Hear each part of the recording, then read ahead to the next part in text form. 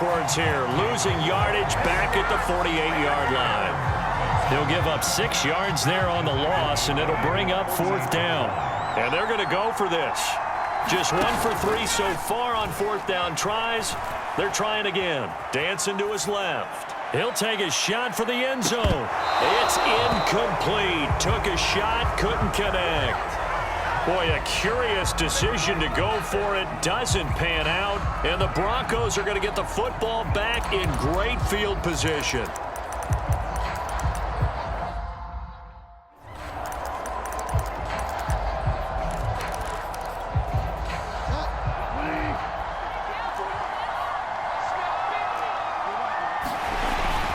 Now Gordon on 1st down. And he'll get it down here to the 43. Offside defense. And that one was relatively easy to see. I noticed that from up here. Yeah, it doesn't take a whole lot, does it? Sometimes you get multiples. What I always love on these offsides is when each side points at the other. Hey, you did it. No, you did it. They deciphered that one correctly. He'll get this one to Patrick.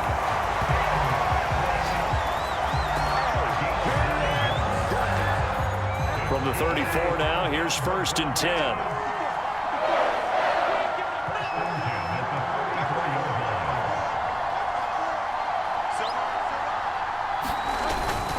Now a handoff. This is Gordon. And he is met in his tracks behind the line of scrimmage. Officially, it's a 1-yard loss. That's going to bring up 2nd and 11.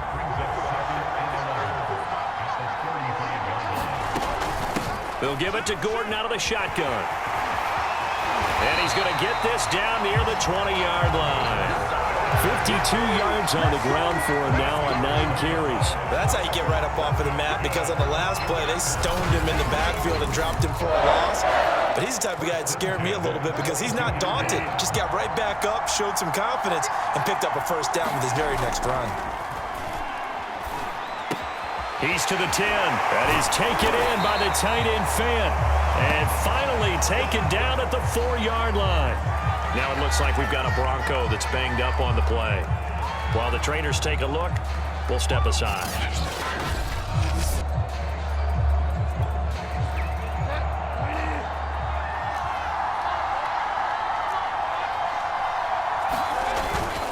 Williams. And he goes backwards on this one, losing yardage to the 7.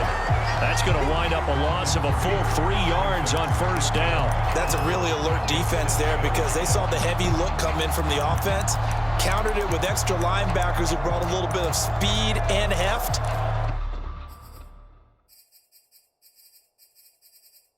And able to really make a big-time play for their defense. Now from the 7, here's 2nd and goal.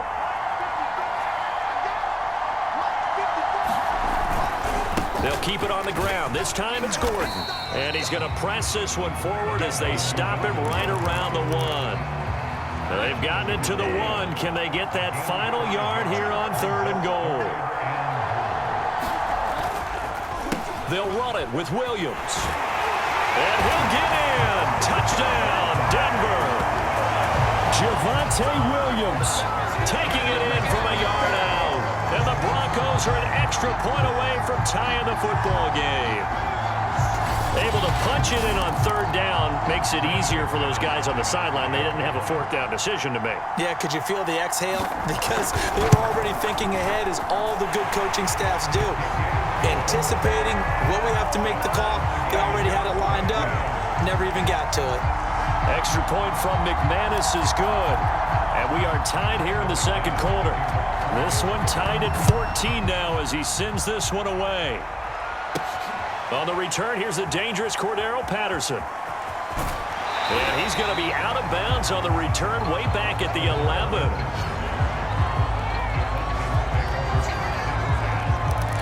Here comes the Atlanta offense now ready to take over here. And last time out, went for it on 4th down, turned it over, gave him great field position, turned into 6 points, so they've got to recover here, Charles. It's amazing what one decision can do in the chain of events, right? The decision to go for it on 4th down, Caused all of that. it caused every bit of it, but it showed confidence. Hey, I've got confidence in you guys. Go pick it up for them. Didn't happen. also showed confidence in the defense. They didn't pick up their end of the bargain, so now they've got to come back out and start over and rebuild that confidence. They get 6. That'll leave them with 3rd and 4.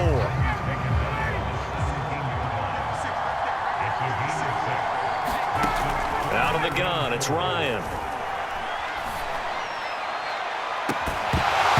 And this pass broken up. The contact well-timed there, and now 4th down. That's an excellent job right there on 3rd down. Like any defense, you never want to let them get anything started, and that would have been a 1st down. Instead, you saw the contact on time, no penalty. And they're going to fake, and this thing is blown up defensively. They will not get a throw-off on the trick play, and that'll go down as a sack.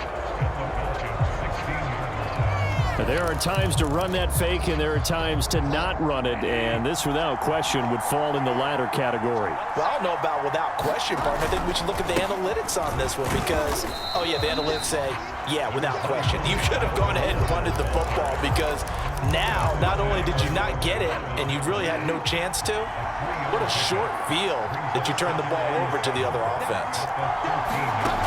On 2nd and 7, Bridgewater. This will be caught at about the 5. And the Broncos are going to have a 1st and goal as the tackle is made at about the 5.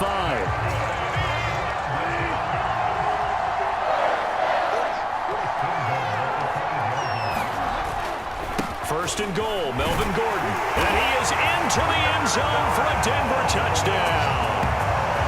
Melvin Gordon, a 5-yard touchdown run. And the Broncos have broken the tie. People always talk about one of his biggest strengths running the football, vision, and he found the spot there, went into the end zone. You're exactly right about that. It wasn't just the vision, right? Once he saw the gap, decisiveness, made up his mind, and about the power to finish the play. Not only did he get good blocking, he created his own space as well. Now McManus to tack on the extra point. It's up and good, and that'll make the score 21-14. The drive there only spanning 3 plays, and it's capped off by a touchdown run coming from Melvin Gordon. After the touchdown, here's McManus now to kick it away. Now it's Patterson.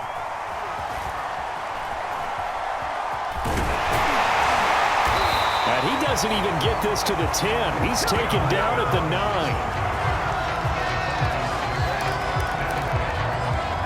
About set to begin their next drive, the Falcons offense at the line.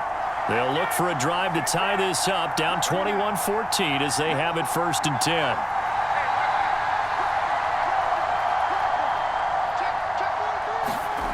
Now it's Ryan. That is caught. It's Tajay Sharp. And brought down, but not before they're able to get it up to the 25.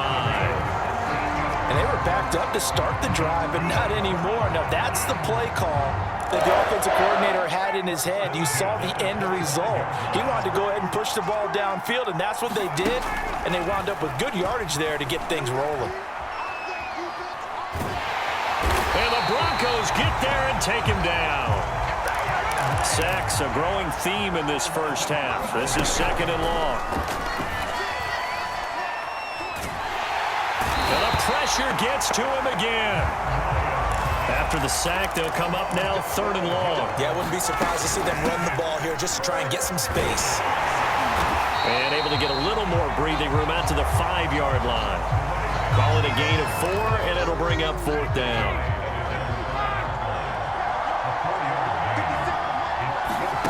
They'll try and throw for it with Ryan. And it's incomplete. They cannot convert, and they turn it over. A surprising move to go for it, and predictably, at least somewhat predictably, it doesn't pay off. Thank goodness. That means this next drive is going to begin 1st and goal already at the 5-yard line. Teddy Bridgewater and the Broncos ready to go on offense. He's got the lead here in the 2nd quarter. He's thrown the touchdown, but also an interception. As a quarterback, is that interception, even though you're playing while your team's got the lead, does that always stick in the back of your mind a little bit?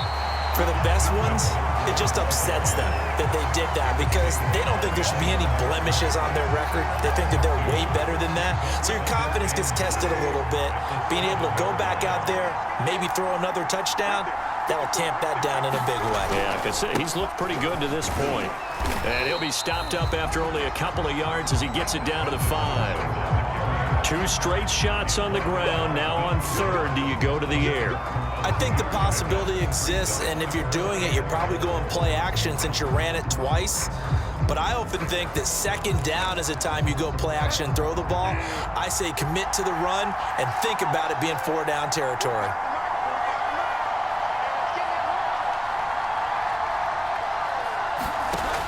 Third and goal for Bridgewater. And he is going to go down. Back at the 11-yard line. Marlon Davidson in there to drop him for a 6-yard loss, and that will lead to 4th down. And that's the kind of stand all defenses are seeking. Third and goal, backs against the wall, and they get a monster sack, and now they're going to force them into a field goal. For them, that's a win.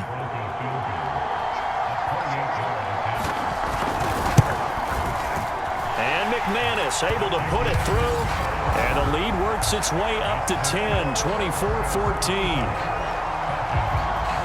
So this time the protection holds up for him just fine, and he's able to bang it through. I think their special teams coach got the point across. He gave him a pretty good earful after the block earlier, and this time there's no penetration, so they're able to pick up 3. Cordero Patterson to return it, bringing it out of the end zone. And he'll get it up past the 20 to about the 22.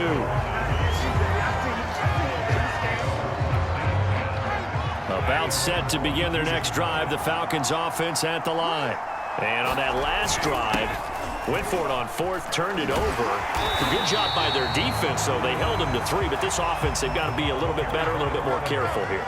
And sometimes when you see these calls on 4th down, when they decide to go for it, it's not necessarily the coach saying, I believe in my offense. Sometimes the coach saying, I believe in my defense. I can afford to go for it here because if we don't get it, I don't think we'll give up more than 3. And that's exactly what happened. You think that factored in? I do. I think that he had that in his mind going into the game, that I'm going to be aggressive on offense because I know I've got a defense that can hold up their end. They'll run on 1st down. Patterson. And he went nowhere. Well, he went backwards, back to the 33. He'll lose a yard there, and it's 2nd and 11. I like the strategy. Extra tight ends, extra beef. They want to run the football, but that means they probably want to run it inside. If you get strung out on the perimeter, you're in peril. Yeah, we saw the result, negative yardage. And that is incomplete. A lot of force bearing down on him there. He could not hang on. It's 3rd down. The Falcons on 3rd down. They've had their troubles, just 1 for 6. This is 3rd and 11. He's going to loft one deep left side here. And it's knocked away and incomplete. Now let's see how the offense still out there. They elect to go on 4th and 11. They're going on 4th down. It's Ryan. He's going to let it go again.